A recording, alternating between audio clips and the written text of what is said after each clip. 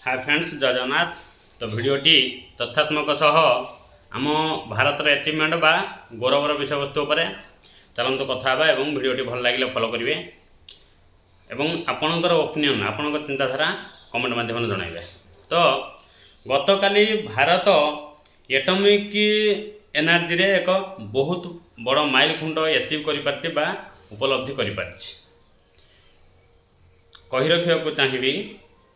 तो यही अचिवमेंट पाई आज पर्यंत दुनियार बहुत देश बहुत टंका एवं समय नष्ट कला परे भी हार मानी बसी जाइथिला बेले एपर्यंत पृथ्वीर केवल रूस ही यही अचिवमेंट पाई पारिथिला, जहाँकि भारत द्वितीय देश।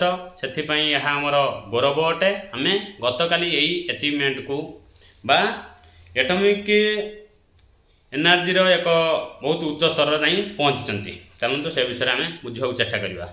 हाँ, होमी जहांगीर भाभा 1950 दशक जे कि आमर प्रथम ग्रेट साइंटिस्ट बा डॉक्टर होमी जहांगीर भाभा, जहाँ विषय क्या अछुपा नहीं, समस्ते विषय जानती।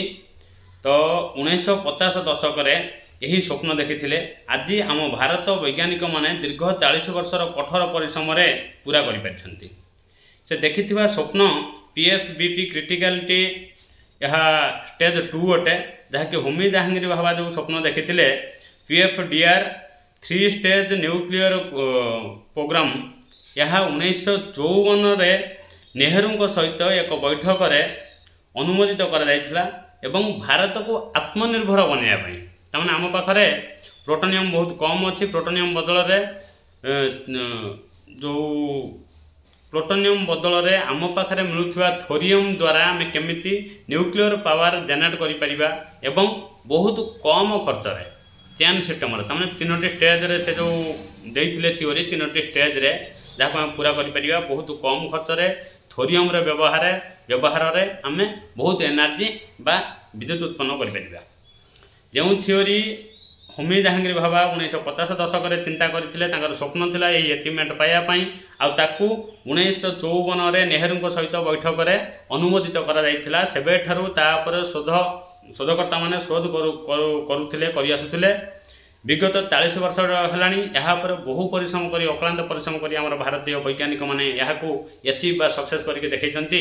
गतकाली यह द्वितीय यही जो पीएफडीआर 3टी स्टेज अच्छी यार द्वितीय स्टेज को आम एचिव कर जो कि सामान्य परिमाण यूरेनियम साहाय्य यूरेनियम आम पाखे ना ही कहूँ गले अत्युक्ति हम नहीं। आम बहुत बाहर या किणी था अन्य देश आम निर्भर होता।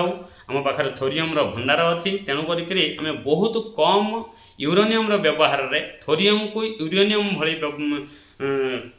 कम लगे रिएक्शन कराई चेन रिएक्शन कराई कंटिन्यू निरंतर भाव बहुत दिन पर्यंत दीर्घ दिन पर्यंत कम व्यवहार एवं अधिक बिजुली बा शक्तिर एनर्जी उत्पादन कर पारा भाई एक अचिवमेंट अटे, जहाँ को सर्टकट्रे पीएफडीआर देखि स्वप्न जो भाभा देखी तार पीएफबीपी क्रिटिकालिटी ना यह स्वप्नर साकार रूप अटे पीएफबीपी क्रिटिकाल। तो ये जो 3टी स्टेज से स्वप्न देखी 3टी स्टेज प्रथम स्टेज को सब क्रिटिकल कह जाए, सेकेंड स्टेज को क्रिटिकल कह जाए, थर्ड स्टेज को सुपर क्रिटिकल बोली कह जाए। एटॉमिक एनर्जी जो रिएक्टर द्वारा यह चेन सिस्टम रिएक्शन द्वारा यूरेनियम थोरियम रिएक्शन द्वारा जो विद्युत उत्पन्न करा जाए यार यही 3टी स्टेज रु प्रायतः अधिकांश देश पाखे सब क्रिटिकल स्टेज रे एनर्जी उत्पन्न करा केवल आउ थे कही रखा चाहूँगी पूरा विश्व में यही अचिवमेंट केवल रूस ही संभव कर जे कि